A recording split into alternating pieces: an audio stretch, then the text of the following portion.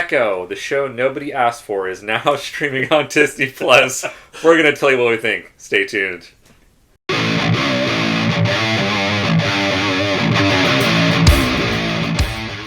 Hey guys, welcome back to Fly By Night Reviews. I'm your host, Kiren. I'm Dom. Today, me and Dom are giving you a review of Echo. All episodes are now streaming on Disney Plus. What did you think, Dom? It was... I hate to be repeat myself over with these things, but every Marvel thing, it had a really good start to it, and then just kind of petered out towards the end for me. Although all that said, freaking Vincent D'Onofrio kicks ass on this. Yeah, for sure. He is the kingpin.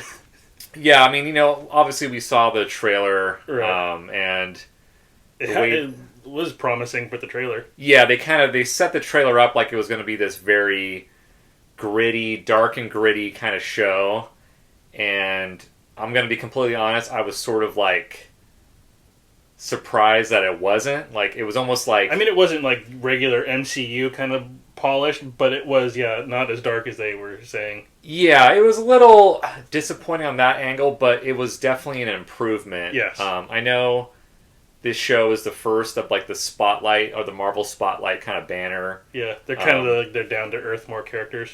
Yeah, I don't know if that Werewolf and... Werewolf by Night? Was a Marvel Spotlight as well. I can't remember. But yeah, so basically they're trying to with the Marvel Spotlight banner, they're, kind of standalone stories instead of having it all connected. Mm-hmm. But I think with this first episode of Echo, it's sort of it had to, I guess, connect it because she is introduced. Right. Well, it is MCU, Hawkeye. but it's a less fantastical MCU. Yeah, see, that's the thing was even. Okay, we're going to just discuss spoilers. We've already seen all 5 episodes, so if you haven't seen it, watch it and come back and let us know what you think. The first episode just starts off with this kind of weird ritual thing, and at first I thought maybe I was watching something different. I was is this the right show? Yeah, I was wait, is this animated or not? But no, yeah. Yeah, and I kind of had this, her some Native American, I guess, descendants or something, showing the, I guess, creation of her people or her background, which I guess was fairly accurate to that specific tribe's creation. Okay. Story. Yeah. I'm not I kind of actually really liked the whole Native American angle and how they kind of explored that a little bit more, but I think it almost took me out of the grounded, gritty crime drama that I was expecting. I was almost okay, it looks like your typical Disney Plus show. They did have some violence in it. I noticed there was a lot of more blood. Yes. Headshots. Yeah, headshots and all that stuff. But it definitely felt kind of like the Batman v Superman director's cut, where it was they kind of added the stuff later on. It wasn't intended to be that violent, but they were hey, we need to make this TVMA.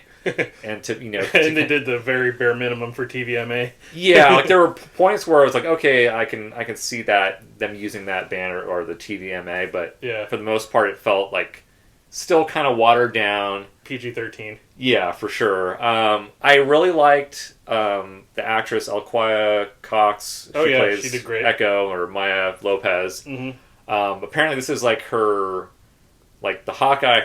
That appearance was her first appearance as acting. Yeah.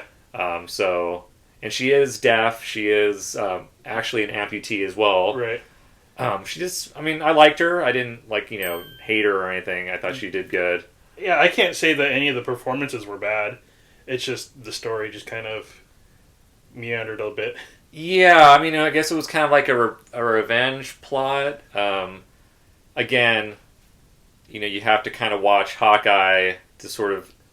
I know they kind of recapped it. Yeah, the first episode was kind of a recapping Hawkeye and recapping just kind of her life in general. Yeah, and then we all, have to talk about the Daredevil scene, which I liked it, but the sequence itself, comparing it to the Netflix Daredevil... it definitely seemed like they were let's do the one-shot thing, but kind of make it our own, which in some instances it worked, in some didn't.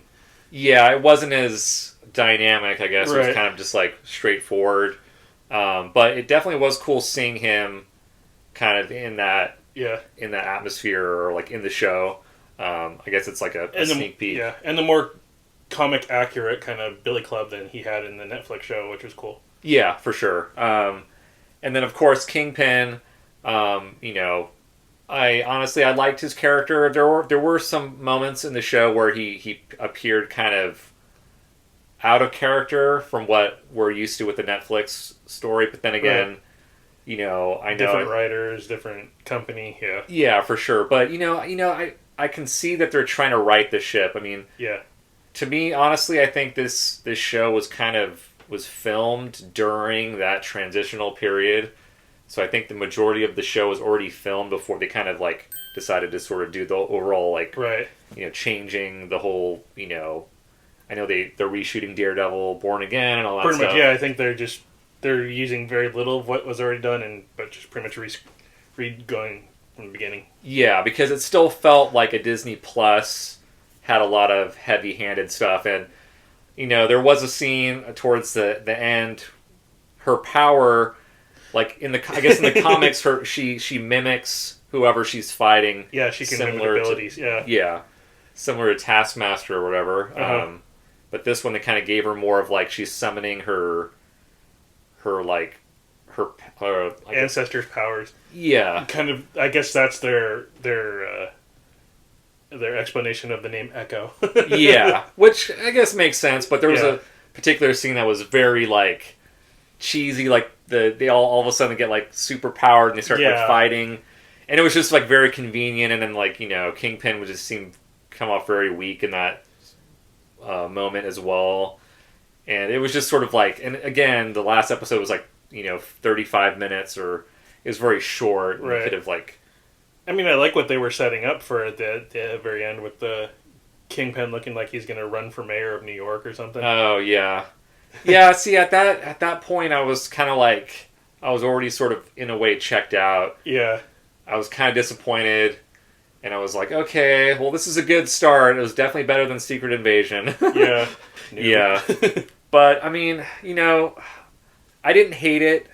I just think it could have been a lot better. I think it was definitely it was advertised as being this dark, gritty show, and it definitely wasn't. Like, if you're going into this show thinking it's going to be, blood, violence, just like throughout the whole. If you think this is going to be Netflix MCU, no. Yeah, for sure. I think you're going to have to wait till maybe Daredevil comes out and like maybe Punisher to kind of really see if like Marvel Studios can like do this, or Disney Plus can do this properly. But yeah, have you seen it? Let us know what you think. Well, that's it for today's video. Hope you guys enjoyed that. As always, if you like this video, be sure to like and subscribe below. Let us know what you think of Echo.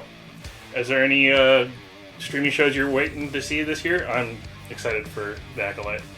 Oh yeah, that looks really good. Always like kind of the villain aspect, Yeah. exploring that a bit. But yeah, let us know what you guys think of Echo, and make sure you subscribe, leave a comment, let us know. And on that note, we will catch you next time. Peace.